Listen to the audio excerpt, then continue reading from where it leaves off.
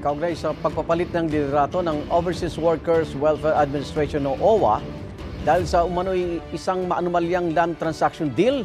Papanayin natin si Migrant Workers Secretary Hans Kakdak. Secretary Kakdak, magandang umaga po. Magandang umaga, Igan, at sa inyong mga tagapakinig, tagapanood. Magandang umaga rin po. Kumusta ang investigasyon sa OWA kaugnay sa 1.4 billion pesos na land transaction deal ni dating Administrator Arnel Ignacio?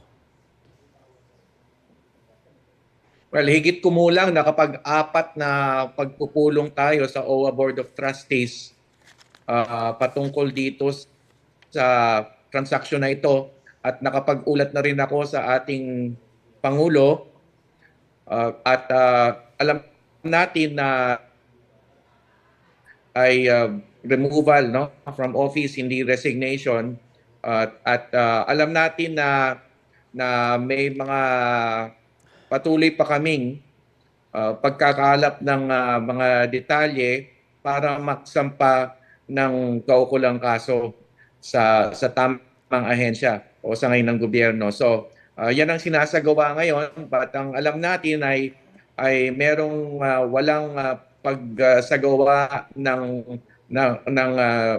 impormasyon, pagbibigay impormasyon at paghahanap ng approval o otoridad mula sa OWA Board of Trustees nitong land acquisition deal na ito na 1.4 billion pesos. Opo.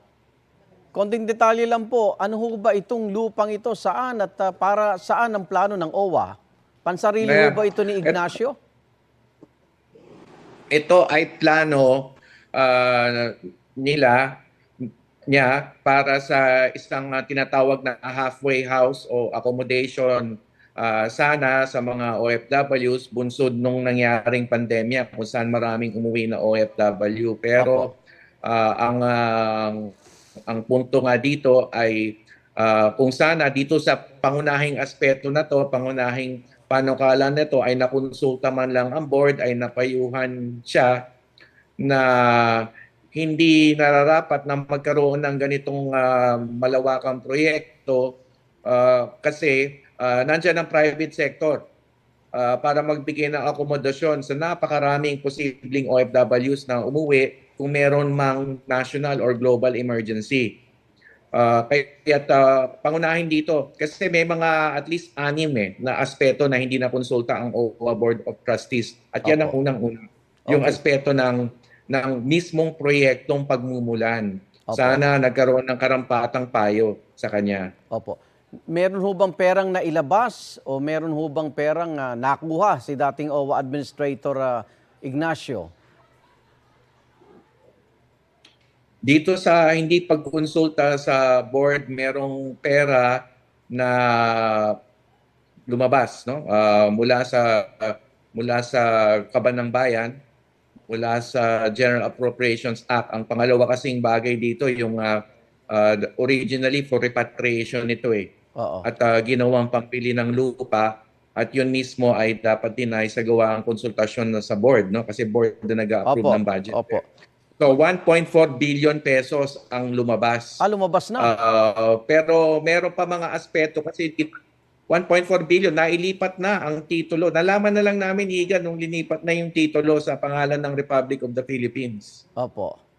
At yun nga merong 6 at least na aspeto na bumabalot dito sa transaksyon na ito na hindi na konsulta ang board at ilalahad namin sa tamang panahon. Opo. Nabigyan na ho ba ng panic o due process itong si Ignacio? Ano ho bang pahayag sa inyo? Nagkaroon na ng napakaraming pagpupulong sa ating Board of Trustees patungkol dito sa bagay na ito. Opo. At nabigyan ko rin siya ng kopya ng sulat in front of the entire board doon sa sulat ko sa Office of the President on this matter. Opo. Secretary, kanina nabanggit nyo na sila, so hindi siya. So may iba pang opisyal ng OWA sangkot dito? Yan ang isang bagay na sinusuri namin ngayon, yung posibilidad na merong iba pang sangkot. Kasi ang ipinalit sa board ay isang komite within the OWA. Kaya't hindi kinonsulta ang board pero may sariling committee na ibinuo. Ito itong sinusuri natin kung sino ang kasama dito sa pagpapasya na hindi konsultahin ng board at mag-proceed dito sa transaksyon Opo. na may mga aspeto na kailangan pa natin lalong suriin. Okay. Huling tanong na lang po, tuloy ho ba itong proyekto? Mababawi ba yung 1.4 billion pesos? Well, sa ngayon ay sinusuri pa natin, rinirepaso pa natin kung itutuloy pa itong proyekto na ito. Opo. Pero yung pera, mababawi po ba? Yan ay isang bagay din na pinag-aaralan pa natin. Okay. Maraming salamat, DMW Secretary Hans Kakdak. Ingat po kayo. Maraming salamat. Sisikapin po ng Ingat din po, GMA. God bless. Ingat po. Sisikapin po ng GMA Integrated News na kunan ng pahayag si dating OWA Administrator Arnel Ignacio. Igan, mauna ka sa mga balita, mag-subscribe na sa GMA Integrated News sa YouTube para sa iba't ibang ulat sa ating bansa.